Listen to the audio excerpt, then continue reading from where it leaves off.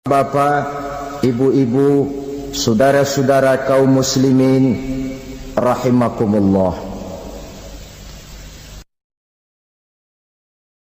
Di dalam kehidupan kita sebagai seorang muslim, minimal 5 kali dalam sehari semalam kita mendengar seruan untuk mendirikan solat yang disebut azan.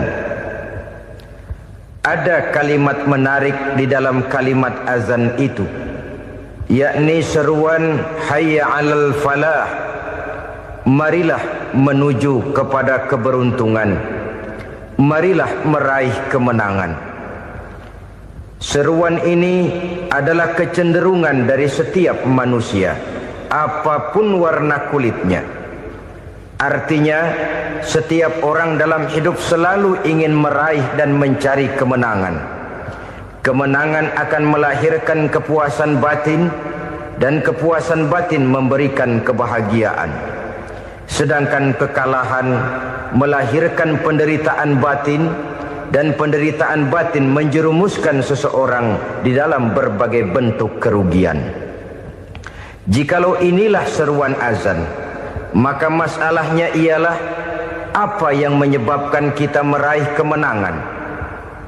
Al-Quranul Karim memberikan tuntunan dan ajaran kepada kita bahwa orang-orang yang memperoleh kemenangan itu tidak lain adalah orang-orang yang bertakwa. Hanyalah mereka yang bertakwa kepada Allah Subhanahu wa ta'ala pada akhirnya akan tampil sebagai pemenang. Lalu siapa orang yang bertakwa itu? Dijelaskan dalam awal-awal Al-Baqarah, orang yang bertakwa yang akan meraih kemenangan.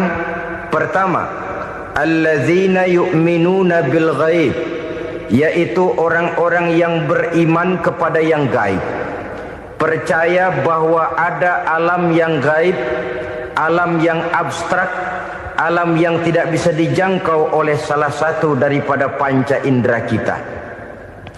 Mereka percaya dan beriman kepada adanya malaikat, beriman kepada adanya iblis dan jin, beriman kepada adanya alam kubur, beriman kepada adanya alam mahsyar, beriman kepada adanya alam akhirat, beriman kepada adanya surga dan neraka. Beriman bukan cuma sekedar beriman dalam ucapan bibir saja, tetapi beriman yang nilai iman itu mampu mewarnai gerak dan gaya hidupnya. Iman yang meresap sampai ke tulang sumsum, kemudian memberikan dampak positif di dalam kehidupan manusia. Alam, kita tahu, adalah sesuatu yang selain Allah. Dan Allah bukanlah alam. Apapun namanya selain daripada Allah, itu adalah alam. Alam pada hakikatnya terbagi menjadi 2. Ada alam syahadah, alam nyata, alam konkret, alam yang bisa dijangkau oleh salah satu indera kita. Kemudian ada alam ghaib, alam yang tidak bisa dijangkau oleh panca indera kita, alam metafisika, alam abstrak, alam yang wajib kita imani keberadaannya. Kita percaya bahwa malaikat itu ada. Kita percaya kepada jin, bahwa jin itu ada. Kita percaya kepada adanya iblis dan setan. Bukan percaya kepada iblis dan setannya, percaya bahwa iblis dan setan itu ada. Itu termasuk salah satu daripada sifat orang yang bertakwa kepada Allah. Saudara-saudara kaum muslimin rahimakumullah, kecenderungan pembangunan yang lebih bersifat materialistis biasanya menggeser aspek kehidupan rohani. Orang berpikir empiri, dan dalam pola pikir yang demikian maka alam gaib tidak lagi mendapat perhatian. Aspek kehidupan yang bersifat rohaniah malah mulai ditinggalkan. Akibatnya terjadilah kepincangan di dalam kehidupan kita. Pernah ada satu pengalaman pribadi dalam perjalanan kembali ke tanah air. Dalam pesawat di sebelah kanan saya duduklah seorang Jerman, namanya Heiner Simonsen. Iseng saya ajak kenalan, saya ajak ngobrol, saya tanya dia. Saya bilang, Mas Heiner ini, kalau pesawat yang kita tumpangi ini jatuh ke bawah, kira-kira apa yang bakal terjadi, Mas? Dia bilang, kita semua akan mati. Begitu? Iya. Oke. Apa itu mati? Tanya saya. Dia bilang, untuk tahu apa itu mati, kita harus tahu lebih dahulu apa itu hidup. Saya pikir nih bule bisa ngomong juga. Baiklah, kata saya. Apa hidup menurut Anda itu? Oh, hidup itu dia bilang, kalau seluruh anggota badan kita bekerja secara normal, paru-paru memompa darah secara normal, jantung berdetak secara normal, sel-sel tubuh bekerja secara fit, dan organisme tubuh hanya mau bekerja secara normal, dia bilang, kalau kita memberi makan yang cukup, menu yang teratur, dan gizi yang lengkap. Saya bilang, kesimpulannya apa, Ner? Dia jawab, hidup adalah dari tangan ke mulut. Life is from the hand to the mouth, kata dia. Hidup adalah dari tangan ke mulut. Jadi masalah hidup tidak lebih daripada masalah isi perut. Orang pergi pagi, pulang sore, peras keringat, banting tulang, perut yang dibelain. Saya bilang, you are wrong. Sampean salah, Ner. Kamu orang Islam bukan? Bukan. Pantas. Kenapa saya salah? Dia bilang. Ya jelas salah. Salahnya di mana? Kamu ini manusia. Kalau hidup cuma dari tangan ke mulut, saya bilang, kambing di kampung saya juga begitu pikirannya, Ner. Itu kambing di kampung saya, asal perutnya kenyang, sudah hidup dia. Perkara besok bagaimana, lusa prospeknya macam mana, bulan depan ada apa, kambing nggak pernah mikir. Di kampung saya kambing juga pikirannya begitu. Kamu Kristen ya? Tadinya. Loh kok tadinya, lalu apa sekarang kamu ini? Dia bilang, sekarang saya netral. Saya tidak beragama, tapi saya percaya kepada Tuhan sebagai pencipta alam. Saya ingat benar dia bilang, I haven't any religious, but I believe to God as the creator of the world. Kenapa bisa netral begitu, Ner? Habis saya bingung, katanya. Islam bilang Islam baik, Kristen bilang Kristen baik, Hindu Buddha bilang Hindu Buddha baik, semua agama baik. Saya netral sekalian, nggak beragama. Yang penting saya percaya kepada Tuhan. Saya bilang, Ner, kamu ini kayak orang mau beli celana, lalu bingung. Yang satu bilang Levi's bagus, yang satu bilang Blue Jean hebat, yang satu bilang Wool England hebat.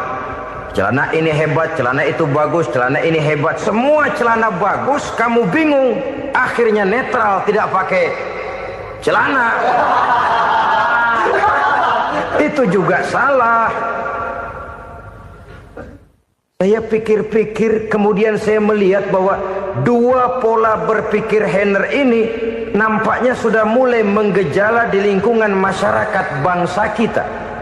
Disadari atau tidak, secara jujur kita harus berkata, dua pola pemikiran Heiner ini mulai berkembang di tengah masyarakat bangsa kita. Pertama, pola pikir materialisme. Hidup adalah dari tangan ke mulut. Masalah hidup tidak lebih masalah isi perut. Itu yang perlu dibela, dan disitulah arti kehidupan. Pergi pagi, pulang sore, peras keringat, banting tulang untuk mempertahankan perut. Kalau sudah kemari cara orang berpikir, maka buat apa percaya kepada yang gaib? Untuk apa sholat? Untuk apa puasa? Untuk apa zakat? Untuk apa menghadiri majelis taklim? Tanpa kepercayaan kepada yang gaib, hidup berjalan menurut alur empiris dan materialis. Kalau sudah ke sana cara orang berpikir, biasanya orang lalu cenderung menghalalkan segala cara. Hanyalah orang yang percaya bahwa akhirat ada. Hanyalah orang yang percaya bahwa alam kubur itu ada. hanyalah orang yang percaya bahwa malaikat itu ada, hidupnya akan lebih terarah dan terkendali. Karena kepercayaan kepada yang gaib, yang merupakan fase daripada kehidupan setelah hidup yang sekarang ini, mewarnai gerak pribadi seseorang di dalam dia melakukan kegiatan hidupnya. Pola berpikir materialisme, disadari atau tidak, mulai menggejala di lingkungan masyarakat bangsa kita. Hidup tidak lebih dari urusan tangan ke mulut, mulut ke tangan, tangan ke mulut. Asal perut sudah kenyang, hiduplah sudah. Perkara bagaimana prospek hari yang akan datang, bagaimana akhirat, tidak jadi persoalan. Ini yang oleh Nabi diperingatkan, ad-dunya sijnul mu'min wa jannatul kafir. Dunia adalah penjara bagi orang beriman dan surga bagi orang kafir. Dulu di zaman Belanda hadis ini pernah disalah tafsirkan, disalah artikan, digunakan sebagai senjata untuk mengkebiri dan membuat impoten umat Islam. Sudahlah umat Islam gak usah macam-macam, kata Belanda. Dunia ini kan penjara buat orang Islam, surga buat orang kafir. Di penjara jangan bertingkah.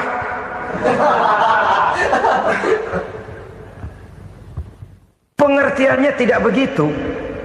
Dunia adalah penjara bagi orang mukmin. Artinya dalam kehidupan dunia seorang mukmin tidak bebas memperturutkan hawa nafsunya. Dipenjara hawa nafsunya itu. Sebaliknya surga bagi orang-orang kafir. Buat orang kafir surgalah dunia ini. Mereka bebas memperturutkan hawa nafsunya, dilarang tidak terlarang, dicegah pun tidak tercegah. Mereka hidup menurut alur bisikan nafsu mereka sendiri. Kemudian bila ajal datang, maut merenggut nyawa, selesailah surganya sampai di situ. Maka bagi orang-orang yang tidak percaya kepada adanya akhirat, kepada adanya alam gaib, surganya sebatas umurnya. Sekali lagi, surganya sebatas umurnya. Bila umur selesai, ajal pun datang merenggut nyawa, selesailah sudah surganya sampai di situ. Alangkah pendeknya perjalanan orang-orang yang tidak percaya kepada alam gaib ini. Bagi kita mukmin, jikalau kita mampu memenjarakan hawa nafsu, kita bisa bahagia di dunia ini. Dan Islam memang tidak menyuruh kita sengsara di dunia. Raih dunia, kejar dunia, gapai dunia sebagai alat untuk mencapai kebahagiaan di akhirat nanti. Hidup adalah satu perjalanan panjang yang terbentang sejak kita terlahir dari alam rahim sampai kepada alam akhirat nanti. Andai kata kita gagal meraih kebahagiaan di dunia, toh kita masih punya akhirat. Tapi jangan jadi dalil yang melemahkan semangat. Biarin dah kita di dunia kebelangsak, yang penting akhirat. Akhirnya dunia benar-benar kebelangsak. Bagaimana dunia ini bisa kita raih, dan bagaimana meraih dunia untuk menunjang kepentingan akhirat nanti. Yang kedua, dari pikiran Heiner yang saya lihat menggejala di lingkungan masyarakat bangsa kita, timbulnya manusia-manusia netral. Seolah-olah Tuhan yes, agama no. Sama Tuhan percaya, agama ogah. Tuhan ngangguk, giliran agama godeng. Padahal hampir dalam setiap ayat dalam Quran, kata-kata amanu biasanya bergandeng dengan wa amilus sholihat. Iman dan amal soleh. Ini sebagai isyarat Tuhan dan agama jangan pernah dipisah-pisah. Apabila kita bertuhan, maka kita harus beragama. Apabila kita beragama, maka agama itu harus bersumberkan dari Tuhan yang kita imani itu. Tidak mungkin kita pisah, Tuhan yes, agama no. Sama Tuhan percaya tapi agama bikin sendiri. Sembayangnya cukup bengong 2 jam madep ngulon.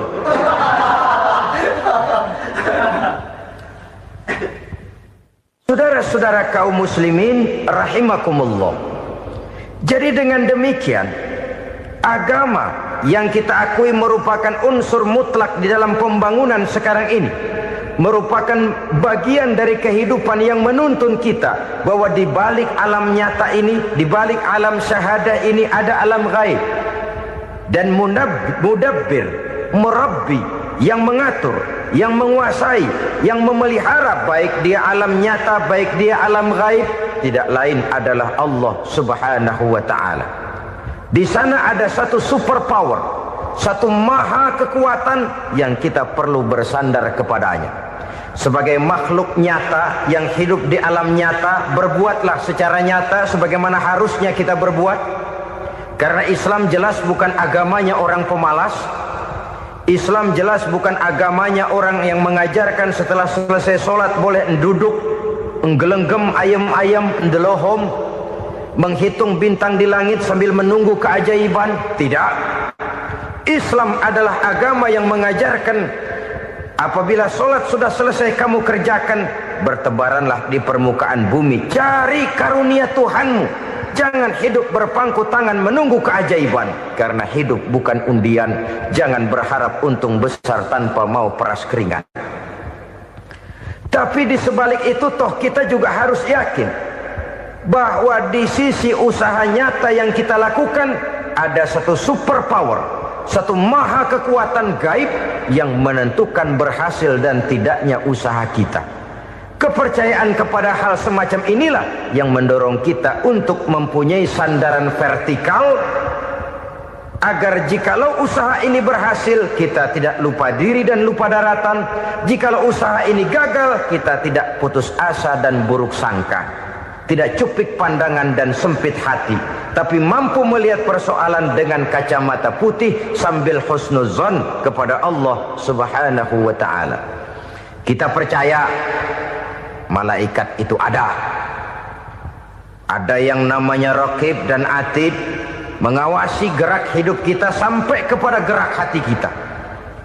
Ini memberikan sugesti agar kita berhati-hati. Tidak sejengkal tanah pun kita bisa berlindung dari pengawasan Raqib dan Atid. Ada Munkar Nakir yang akan menyoal kita di alam kubur. Ada malaikat Malik, penjaga neraka. Ada malaikat Ridwan yang menjaga surga. Kita percaya kepada adanya jin, kita percaya kepada adanya setan, iblis. Percaya kepada adanya, bukan mempercayai si setan, si iblis lalu menjadikannya sebagai teman. Tidak.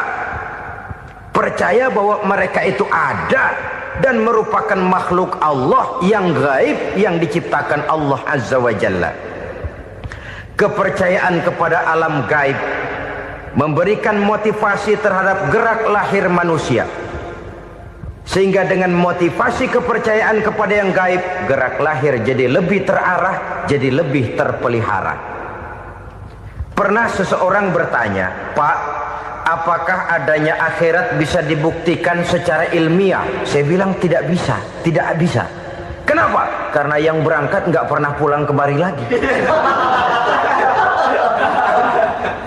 Kalau dia pulang kemari bisa kita tanya bagaimana enak di sono. Cuma secara moral saya katakan, lebih beruntung orang yang percaya kepada akhirat daripada yang tidak. Sekarang saudara percaya akhirat ada, lalu saudara baik-baik di dunia, sholat, puasa, zakat, menolong orang lain, menebarkan kebajikan. Saudara mati, andai kata akhirat tidak ada, toh dalam hidup saudara sudah berbuat baik. Paling tidak nama saudara akan dikenang sebagai orang baik. Sebaliknya, saudara percaya, kata saya, bahwa akhirat tidak ada, lalu hidup semau-maunya, tenggelam dalam maksiat dan munkarat, menentang Allah, tidak mau ruku dan sujud. Lalu saudara mati, kemudian akhirat ada. Ayo, mau apa? Bekal tidak punya. Jadi secara moral lebih beruntung orang yang percaya kepada adanya akhirat daripada yang tidak percaya. Dan itu alam gaib yang tidak bisa dibuktikan secara eksat. Jangankan untuk membuktikan seperti itu, dalam kehidupan sehari-hari saja yang kita rasakan tidak selalu berbentuk toh. Angin, bagaimana sih bentuknya angin? Kita tidak tahu. Merah, buktinya kalau dikerok merah. Yang merah itu kulit, yang kulit kita bukan anginnya. Sakit, rasa sakit itu ada, tapi bagaimana bentuk sakit kita nggak pernah tahu. Kalau kita makan cabai pedas, bagaimana bentuk pedas itu tidak ada, tapi rasa ada. Bentuk pedas hijau, cabenya bukan pedasnya. Tidak semua yang kita rasakan bisa kita gambarkan dalam bentuk yang konkret. Oleh karena itu, sekali lagi bahwa kepercayaan kepada alam yang gaib mampu memberikan satu sugesti yang menata kehidupan seseorang lebih lurus, lebih terarah, dan lebih terkendali. Maka wajar kalau kepercayaan kepada yang gaib mengantarkan seseorang untuk meraih kemenangan. Kenapa? Dia percaya kepada yang gaib, bahwa akhirat ada, bahwa alam kubur ada, bahwa pertanggungan jawab itu ada. Maka dia lalu tidak hidup saenae udele dewe, itu loh. Tidak hidup menurut seleranya sendiri, terarah, teratur. Ini cirinya yang pertama. Orang bertakwa yang akan meraih kemenangan, mereka beriman, mereka percaya kepada yang gaib. Bahkan hal-hal konkret saja selalu berangkat dari yang gaib. Saudara-saudara, para remaja, para pemuda sekarang ini tidak pernah tahu toh siapa yang akan jadi teman hidup saudara. Kita bisa saja ngerancang, mentargetkan, tapi toh akhirnya yang namanya jodoh bukan kekuasaan kita. Rezeki di luar kemampuan kita. Begitu juga ajal. Maut, jodoh, ajal adalah contoh-contoh konkret bahwa pada akhirnya yang gaiblah yang menentukan. Bertahun-tahun ngelancong, emang jodoh seret, nggak jadi.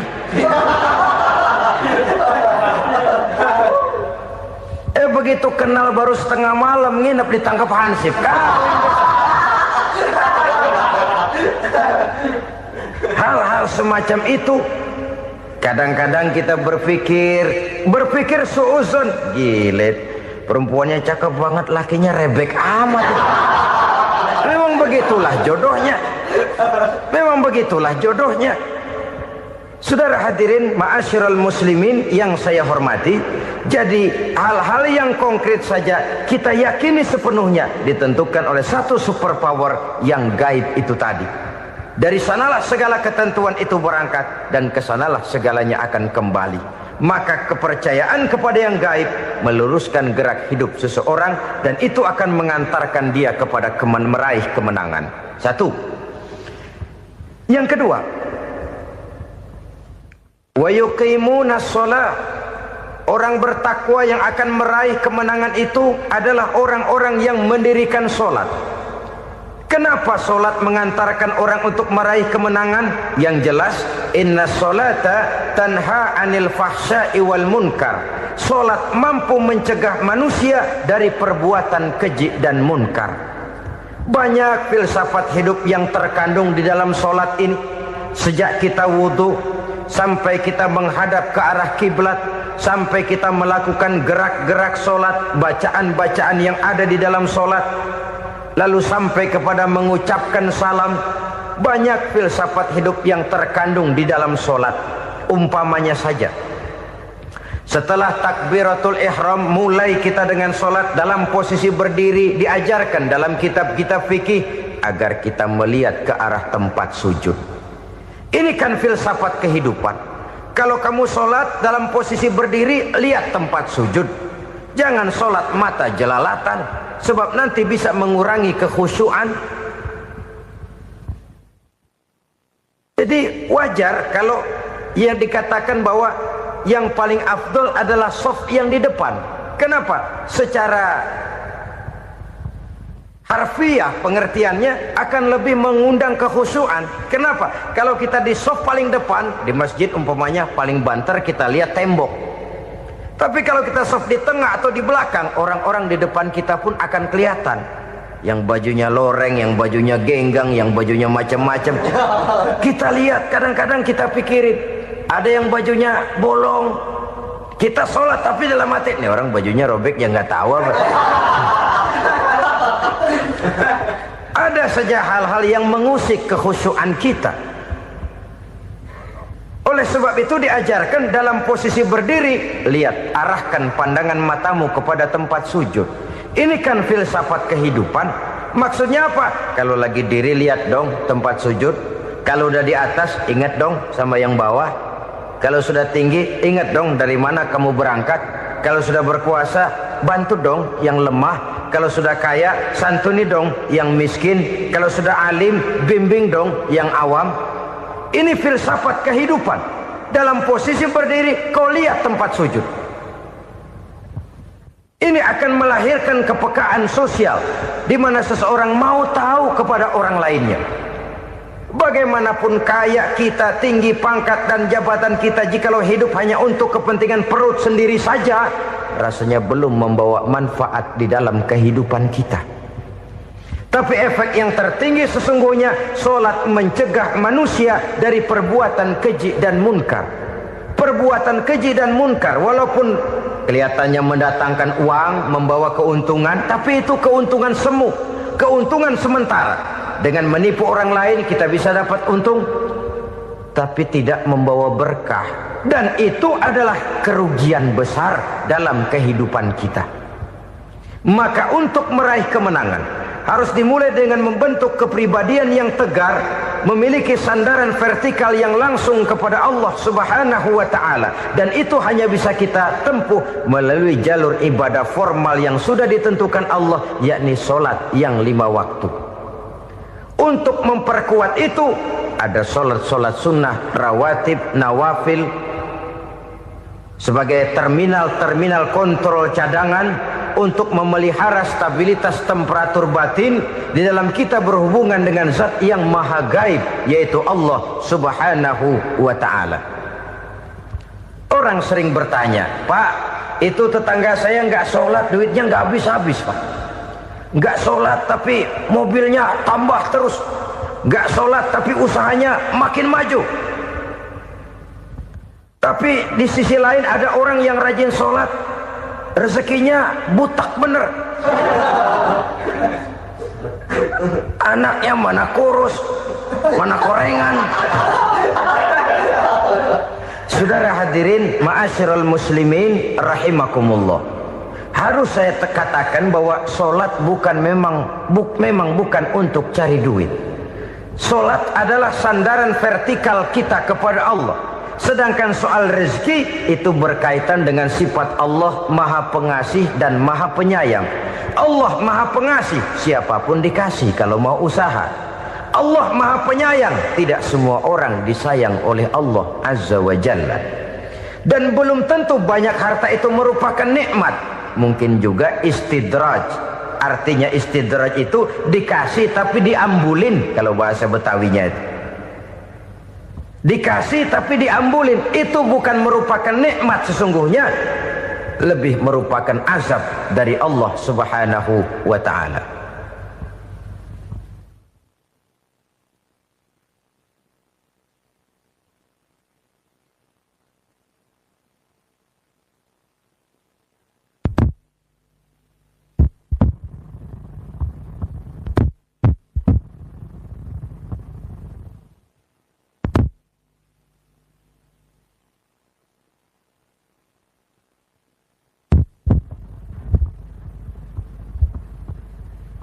Agama mempunyai sistem solat, dan kita umat Islam telah dituntun oleh Allah Subhanahu wa ta'ala yang wajibnya 5 kali dalam sehari semalam mendirikan solat, dan itu tentu berada dalam jangkauan kemampuan manusia.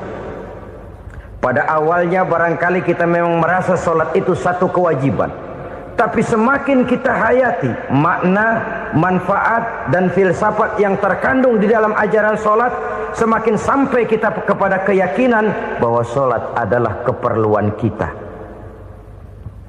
Sehingga pada waktu tertentu dinilai puncaknya, kita tidak lagi akan berkata saya wajib solat, tapi kita akan berkata saya perlu solat.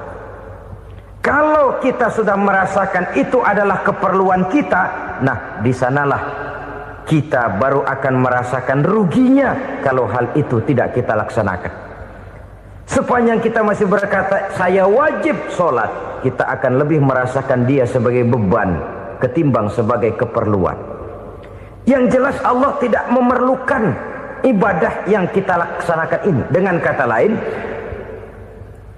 andai kata satu dunia penuh ini orang tidak ada yang sholat satu pun, Allah tidak akan turun dari jabatan Tuhan.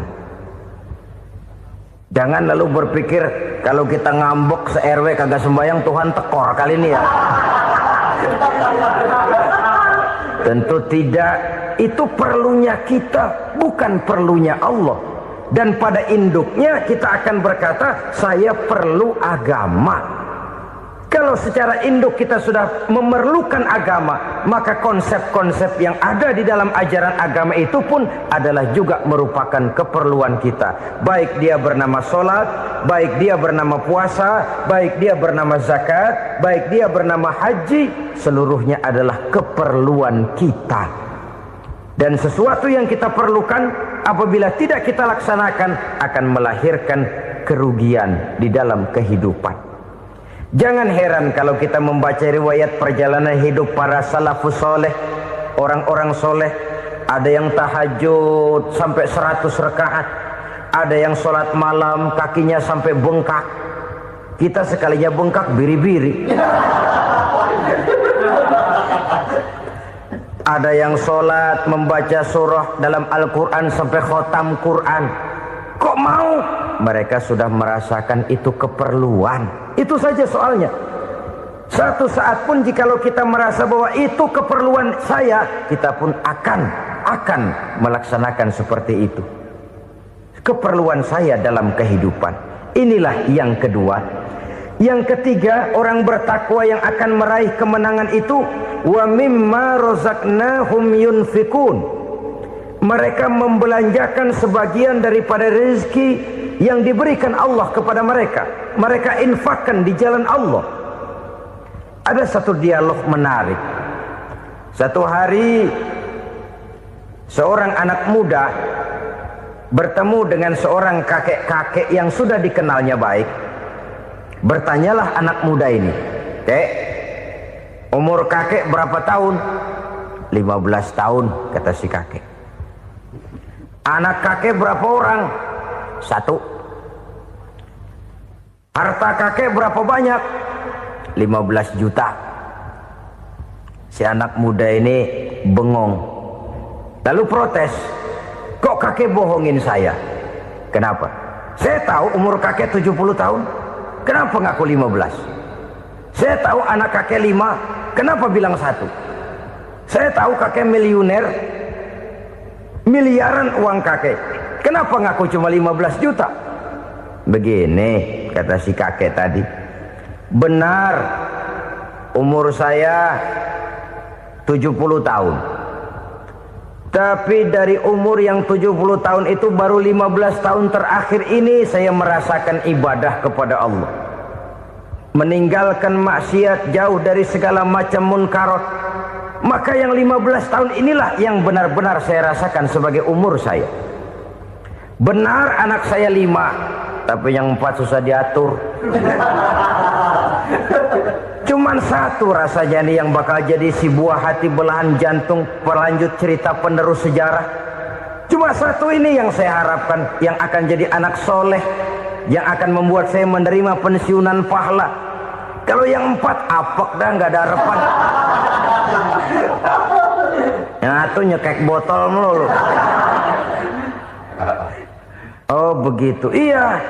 Lalu kenapa kakek bilang harta kakek cuma 15 juta padahal saya tahu kakek uangnya miliaran, depositonya banyak? Ya karena 15 juta itulah yang saya ingat yang pernah saya belanjakan di jalan Allah. Saya merasa itulah harta saya yang sebenarnya.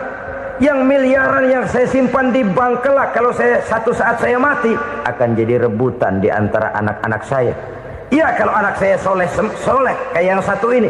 Kalau yang 4 tadi udah tulen dia bakal berantem dah berebut tuh.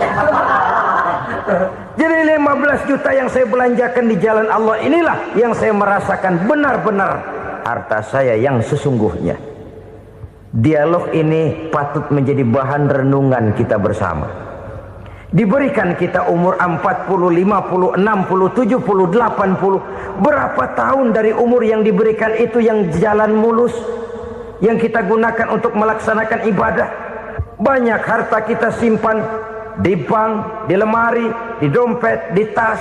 Tapi berapa yang sudah kita depositokan di jalan Allah yang akan menemani kita di hari kita kembali nanti? Maka orang bertakwa yang akan meraih kemenangan, wa mimma razaqnahum yunfikun, mereka membelanjakan sebagian dari rezeki yang diberikan Allah di jalan Allah subhanahu wa ta'ala.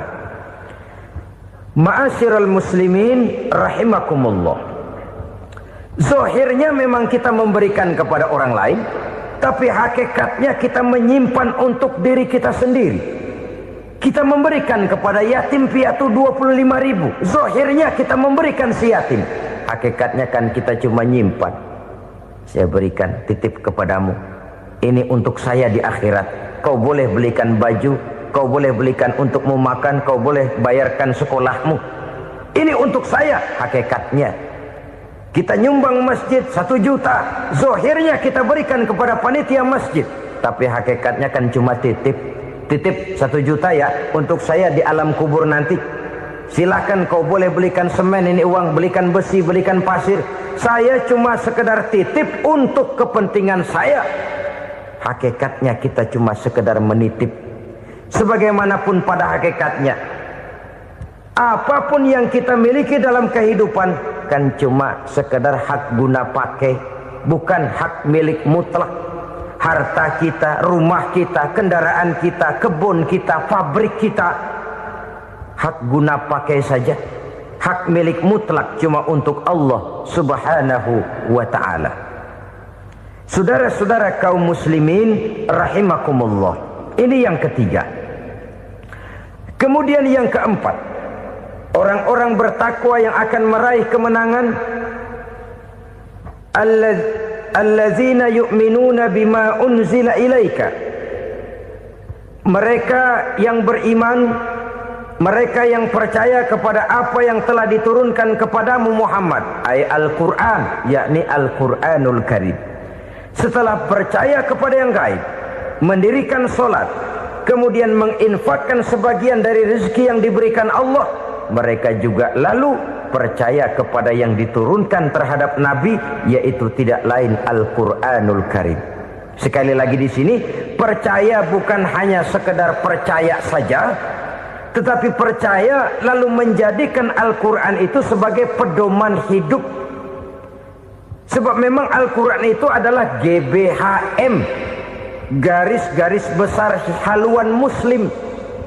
Apa yang harus kita lakukan, apa yang harus tidak kita lakukan, bagaimana mestinya kita bertingkah laku dan berbuat, seluruhnya tercantum di dalam Al-Quranul Karim.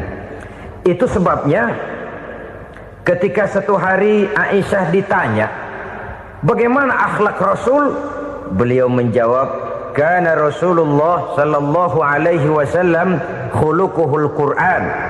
Akhlak daripada Rasulullah tidak lain adalah Al-Quran.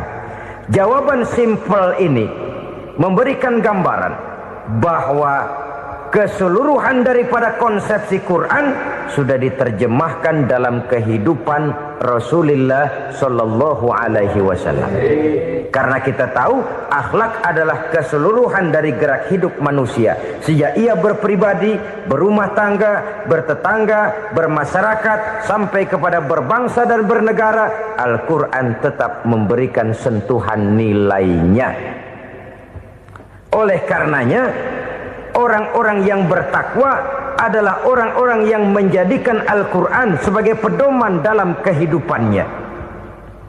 Dan kita yakini Al-Quran diturunkan kepada Nabi Muhammad bukan merupakan produk Nabi Muhammad. Isi dan redaksinya langsung dari Allah subhanahu wa ta'ala. Kemudian cirinya yang kelima, orang bertakwa yang akan meraih kemenangan itu, wa ma unzila min qablika. Tidak hanya sekedar percaya kepada yang diturunkan terhadap Nabi Muhammad, yaitu Al-Quran, mereka juga percaya kepada apa yang pernah diturunkan kepada para nabi, kepada para rasul sebelum Nabi Muhammad. Percaya kepada adanya suhuf, percaya kepada adanya Taurat, percaya kepada adanya Injil, percaya bahwa Allah dahulunya sudah menurunkan Taurat kepada Musa, percaya bahwa Allah sudah menurunkan Injil kepada Isa, percaya Injil ada, Taurat ada, diturunkan Allah untuk Isa dan Musa, tetapi tidak wajib mengamalkannya karena kita sudah diberikan Al-Quranul Karim. Ini yang perlu saya garis bawahi. Kita percaya Allah telah menurunkan Injil dahulu kepada Isa. Kita percaya bahwa Allah telah menurunkan Taurat dahulunya kepada Nabi Musa. Kadang-kadang ini dijadikan dalih, dikacaukan pengertiannya. Quran saja mengajarkan bahwa orang yang bertakwa harus percaya kepada Injil, maka pakailah Injil. Apalagi kalau ayat sebelumnya ditilap, dihapus, dihilangkan, Injilnya yang ditekankan, maka akan terjadilah penekanan yang salah arah. Karena salah arah akhirnya bisa merusak dan menghancurkan akidah. Ketika Rasul suatu saat pernah ditanya orang, "Ya Rasul, bagaimana sikap kita sebagai muslim terhadap Injil yang ada sekarang?" Beliau menjawab, "La tukadzibuhu jami'an wa la tusaddiquhu jami'an." Jangan didustakan seluruhnya, jangan juga dibenarkan semuanya. Artinya, ini sudah merupakan gambaran dari Rasul bahwa dalam Injil yang ada sekarang masih ada ajaran-ajaran tauhid yang dibawa oleh Nabi Isa dan diajarkan kepada umatnya. Tapi juga dalam Injil yang sekarang ini sudah terkena intervensi dan investasi manusiawi. Karena itu Rasul menyimpulkan, la tukadzibuhu jami'an wa la tusaddiquhu jami'an. Jangan didustakan semua, jangan dibenarkan seluruhnya. Kita memang percaya Allah telah menurunkan Injil kepada Nabi Isa dulu, tapi kita tidak wajib mengamalkan Injil. Kita percaya Allah telah menurunkan Taurat kepada Nabi Musa, tapi kita tidak wajib mengamalkan kitab ajaran Taurat. Yang wajib kita percayai dan kita amalkan hanyalah Al-Quranul Karim. Kenapa? Oleh karena baik yang ada di dalam Taurat, baik yang ada di dalam Injil, tentu tercakup di dalam Al-Quran sebagai kitab terakhir yang diturunkan oleh Allah Subhanahu wa ta'ala. Dan itu wajar.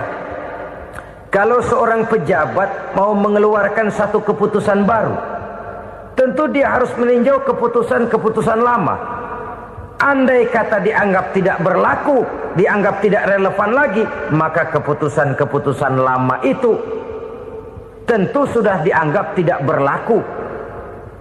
Sebagian daripada aturan-aturan dalam keputusan lama yang masih dianggap relevan tercantum dalam keputusan baru yang wajib diamalkan.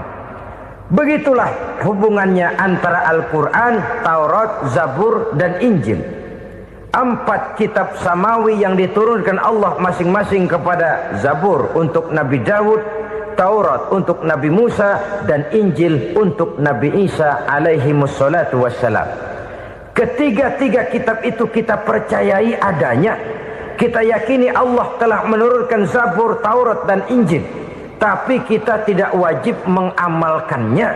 Yang wajib kita mengamalkannya sekarang ini tidak lain hanyalah Al-Quranul Karim saja.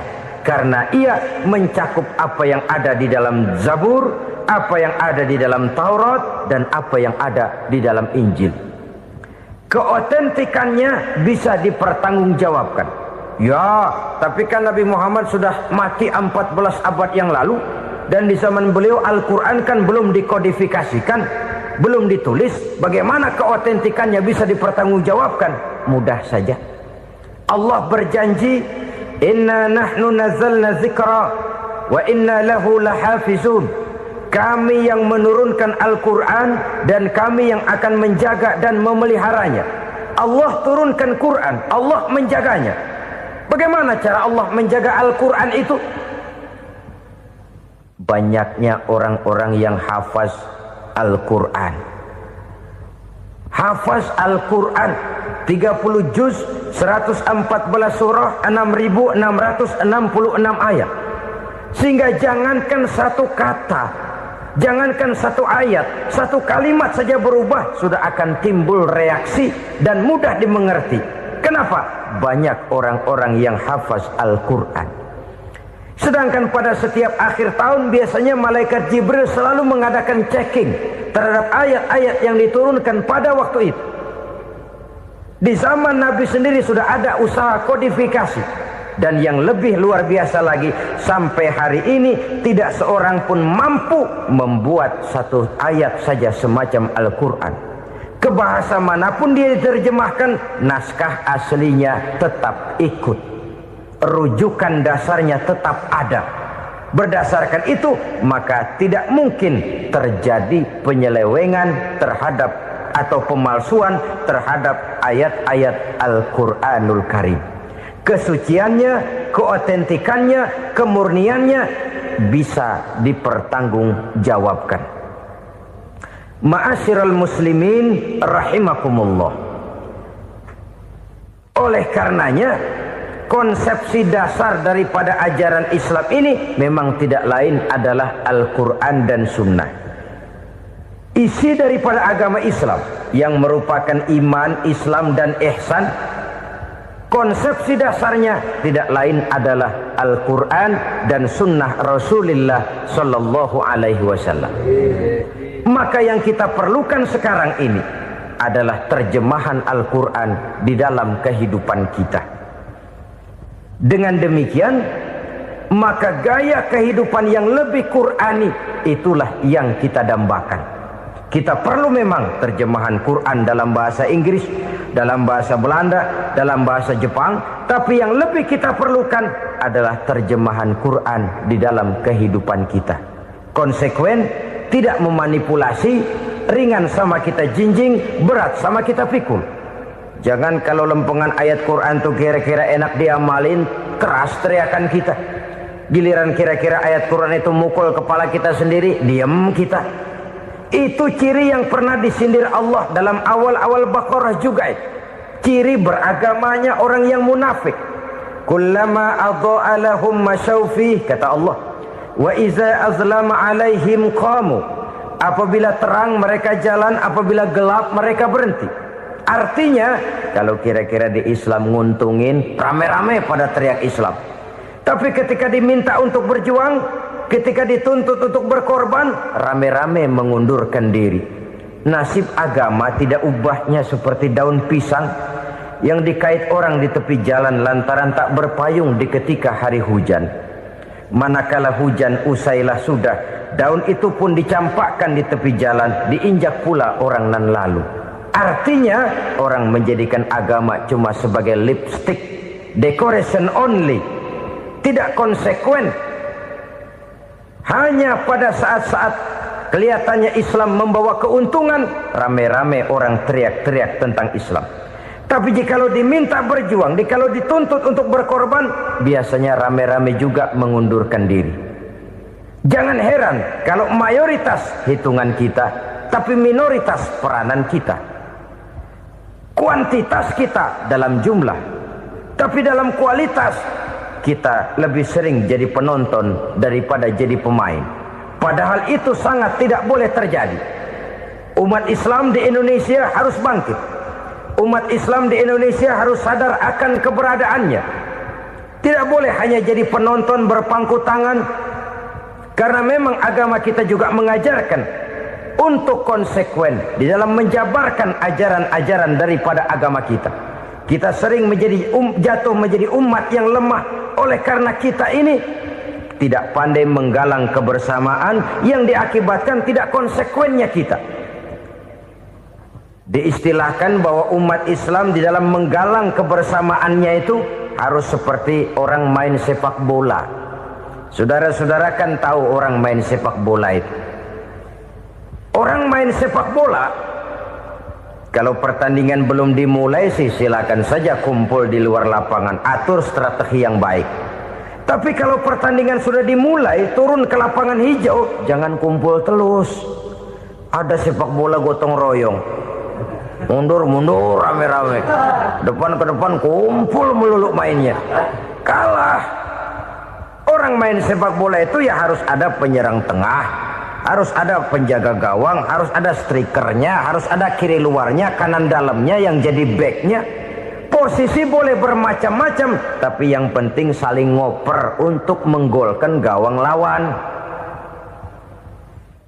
Begitulah umat Islam ini. Boleh ada yang jadi pejabat, boleh ada yang jadi pengusaha, boleh ada yang jadi petani, silakan ada yang jadi seniman, ada yang jadi penyair, ada yang jadi artis sekalipun. Tapi kalau sudah berhasil menguasai bola, jangan lupa operannya. Operan itu yang langka. Kita ini muslim kadang-kadang kalau sudah memegang menguasai bola, kalau belum mau mampus, belum mau ngoper. Nanti kalau sudah nggak punya bola, baru mau ngoper. Kalau sudah dengar-dengar mau dekat pensiun, baru mau jihad, baru mau berjuang, baru mau ngurus pesantren. Tanda tangan sudah tidak laku, memo sudah tidak dihargai, baru mau berjuang. Kemarin kemana mas? Kita tidak pandai memanfaatkan posisi. Dengan kata lain, kalau kembali kepada persoalan kita, konsekuensi kita terhadap agama yang kita anut ini belum ideal. Kita masih lebih sering berislam ini pada saat-saat yang menurut perhitungan kita membawa keuntungan. Tapi kalau diminta berjuang, dituntut berkorban, yang itu pun hakikatnya adalah untuk kepentingan kita juga. Allah tidak pernah menuntut kita untuk jihad bagi kepentingan Allah, itu tidak. Berjuang menegakkan agama Allah, apakah untuk kepentingan Allah? Tidak. Untuk kepentingan kita. Sebab nilai-nilai jihad itu pada akhirnya akan membawa kita kepada suatu kebahagiaan. Setidaknya kalau tidak di dunia, tentu di akhirat sebagai syahid. Oleh karena itu, pada bagian akhir ini saya ingin mengajak, marilah kita konsekuen. Sekali kita berkitabkan Al-Quranul Karim, mari dia kita jadikan pedoman. Jangan cuma kita jadikan sebagai penghias dinding, pelengkap rumah, bahwa di rumah kita ada Al-Quran, tapi yang baca kecoa. Habis pada bolong tuh Quran. Yang penting kan punya Quran. Ditaruh di pintu rumah. Biar apa? Biar kuntilanak kagak masuk katanya. Ya apa itu nasib Quran, cuma kerjanya jaga pintu, ngusir kuntilanak, ngusir memedi. Bagaimana kita hidup menurut tuntunan Al-Quran? Kadang-kadang tidak pernah menjadi masalah bagi kita. Maka bagaimanakah Al-Quran akan mungkin membawa keberkahan dalam hidup kalau ajarannya kita injak-injak dalam keseharian kita? Mewujudkan gaya hidup yang lebih Qurani, itulah yang akan kita rintis di dalam kehidupan kita. Bertahap, step by step, menurut kemampuan yang ada pada kita. Jika jalan ini tidak bisa kita selesaikan, percayalah akan ada generasi penerus yang akan melanjutkan usaha dan cita-cita mulia itu. Jadi percaya kepada Taurat, percaya kepada Injil, sekadar percaya Allah dahulunya sudah menurunkan itu. Tapi kita tidak wajib mengamalkannya. Kenapa? Generasi Injil masa berlakunya sudah kedaluwarsa. Taurat masa berlakunya sudah kedaluwarsa. Injil pernah berlaku untuk orang Nasrani di zaman Nabi Isa. Taurat pernah berlaku untuk orang Yahudi di zaman Nabi Musa. Setelah generasinya berlalu, datang Rasul penutup yang membawa Al-Quranul Karim. Maka Al-Quran itulah yang berlaku menjadi pedoman sampai hari akhir nanti. Jangan jauh dari Al-Quran, karena apabila ini kita lakukan, maka kita akan kembali kepada satu gaya hidup yang jauh dari tuntunan agama, dan itu artinya kita akan semakin jauh untuk meraih kemenangan. Saudara-saudara kaum muslimin rahimakumullah. Yang keenam, yang terakhir, orang-orang bertakwa yang akan meraih kemenangan itu wabil akhirati hum yuqinun. Mereka percaya, mereka yakin seyakin-yakinnya akan adanya hari akhir, di mana seseorang akan mempertanggungjawabkan seluruh perbuatannya di dalam hidup ini. Dan tidak ada satu perbuatan yang bagaimana kecilnya sekalipun yang tersembunyi dalam pandangan manusia yang tidak akan dibukakan persoalannya di mahkamah Qadi Rabbul Jalil di akhirat nanti. Itulah sebabnya maka percaya kepada akhirat disebut secara khusus. Padahal di awal tadi sudah dijelaskan yu'minuna bil ghaib, percaya kepada alam gaib, dan alam gaib ini termasuk akhirat. Kenapa pada bagian akhir disebut lagi akhirat? Karena ternyata bahwa kepercayaan kepada adanya akhirat merupakan induk dari kepercayaan terhadap adanya malaikat, setan, jin dan lain sebagainya, dan akan lebih memberikan sugesti dalam kehidupan manusia untuk meluruskan gerak hidupnya. Jikalau satu saat tergerak hati akan berbuat kejahatan, ingin mencuri, sadarlah, awas ada akhirat. Sebab kalau kita cuma teriak awas ada polisi, itu cuma tertunda sementara. Begitu polisi meleng, embat. Kalau kita ingin berbuat jahat cuma berteriak awas ada hansip, cuma sementara ketika hansip itu ada. Tapi kalau ceritanya awas ada akhirat, mau menyeleweng awas ada akhirat, mau berjudi awas ada akhirat, mau mencuri awas ada akhirat. Keyakinan yang akan meluruskan gerak hidup manusia sehingga gerak itu jadi lebih terarah dan terkontrol, tidak merugikan baik diri sendiri, lebih-lebih orang lain. Ternyata bahwa kepercayaan kepadanya adanya hari akhirat sanggup menjadi sumber daya kontrol dari kehidupan manusia, sehingga ia tidak terjebak dalam perbuatan maksiat dan munkarat.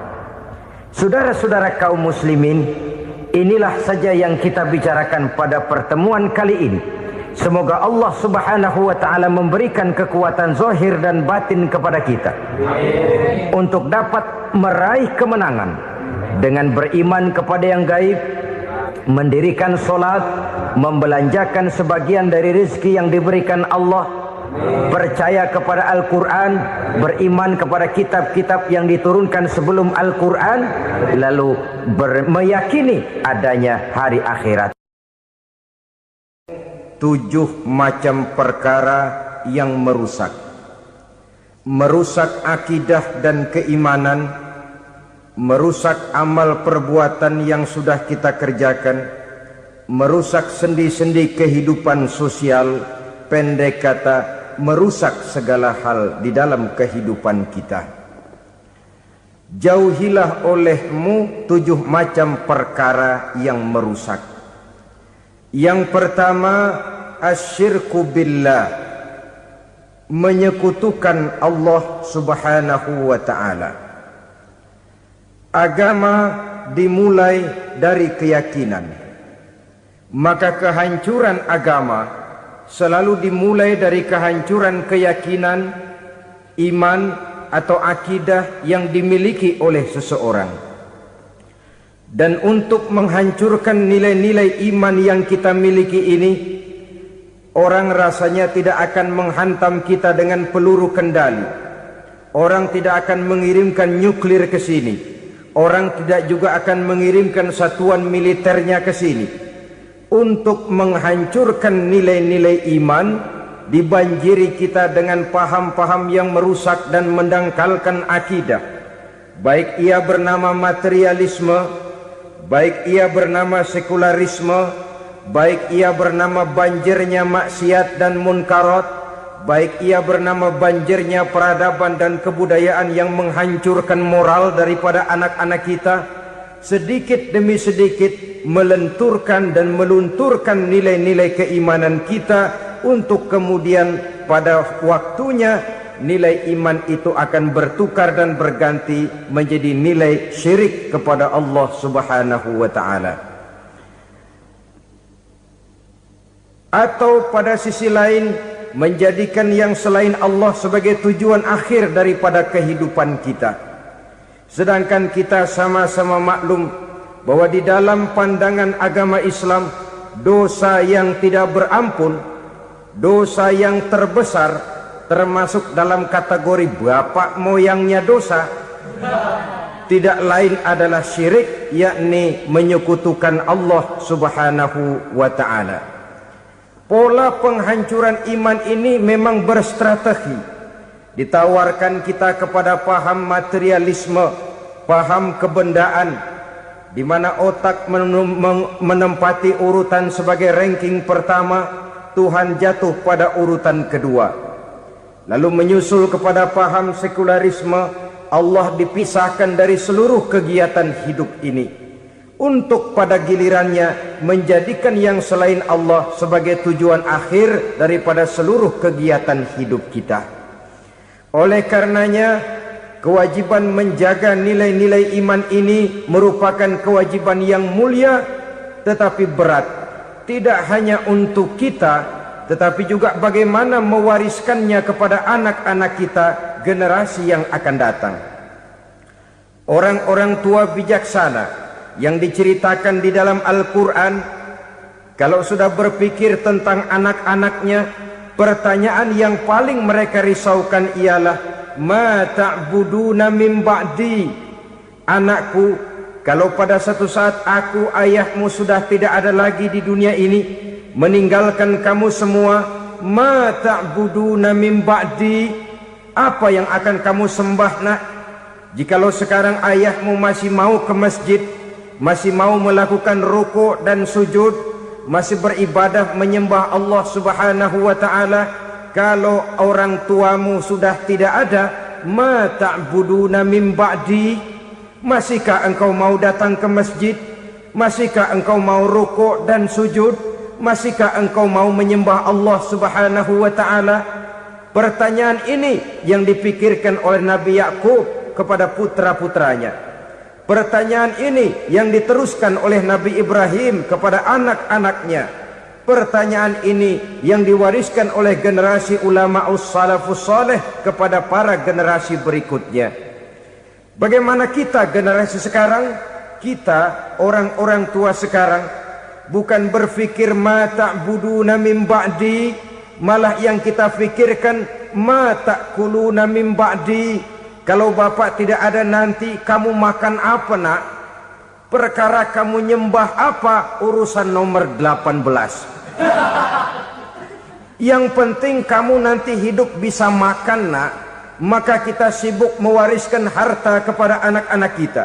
Kita sibuk mewariskan kebun dan tanah kepada anak-anak kita.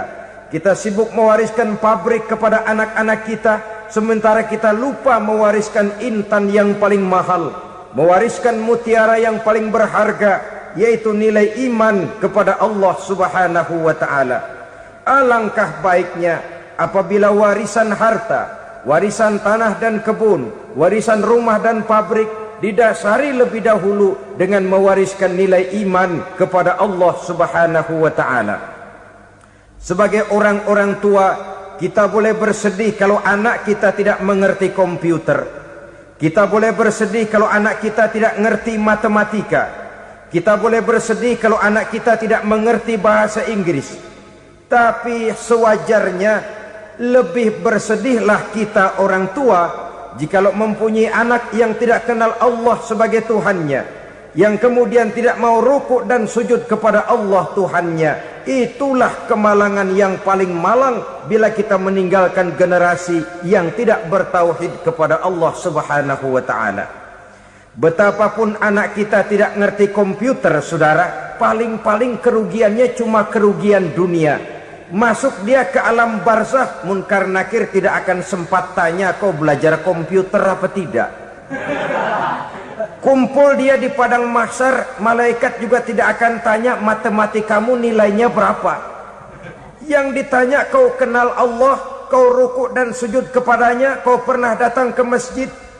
Oleh karena itu sekali lagi, menjaga nilai iman tidak hanya untuk kita, tetapi juga mewariskannya kepada anak-anak kita, generasi yang akan datang. Sungguh kemalangan yang paling besar apabila kita meninggalkan anak-anak kita. Mereka kita tinggalkan lemah ekonominya, itu tidak baik. Mereka kita tinggalkan lemah otaknya, itu pun akan membuat mereka tertinggal oleh yang lain. Tapi yang paling celaka, jikalau kita tinggalkan mereka dalam kondisi lemah imannya, rapuh akidahnya, tidak baik dan tidak betul keyakinan hidupnya. Oleh karena itu Nabi berpesan, jauhilah 7 perkara yang merusak. Yang pertama, syirik kepada Allah Subhanahu wa ta'ala, menyekutukan Allah baik dalam ucapan, dalam keyakinan ataupun dalam perbuatan. Ini perkara pertama yang termasuk 7 perbuatan